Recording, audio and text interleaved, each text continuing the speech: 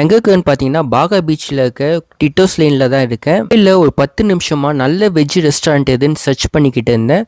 கூகுளில் இந்த ரெஸ்டாரண்ட்டை தான் சஜஸ்ட் பண்ணுச்சு. இந்த ரெஸ்டாரண்ட்டுமே பார்த்தீங்கன்னா பயங்கர கூட்டமாக இருந்தது அண்ட் இடமே சீக்கிரம் கிடைக்கல. இது பார்த்தீங்கன்னா 2 பட்டர் நானும் ஒரு பன்னீர் பட்டர் மசாலும் ஆர்டர் பண்ணியிருந்தேன் அண்ட் டேஸ்ட் அவ்வளோ நல்லா இருந்தது. இந்த ரெஸ்டாரண்ட்லேயே ரொம்ப பிடிச்சது பார்த்தீங்கன்னா ஃபைனலாக இந்த ரெஸ்டாரண்ட்டில் ஒரு ஐஸ்கிரீம் ஒன்று ஆர்டர் பண்ணியிருந்தேன். இந்த ஐஸ்கிரீம் பார்த்தீங்கன்னா இந்த ரெஸ்டாரண்ட்டோட சிக்னேச்சர் டிஷ்ஷு போல் இருக்குது. ஐஸ்கிரீம் இவங்க வெளியில் வாங்குறாங்களா இல்லை இவங்களே செய்கிறாங்களான்னு தெரியல.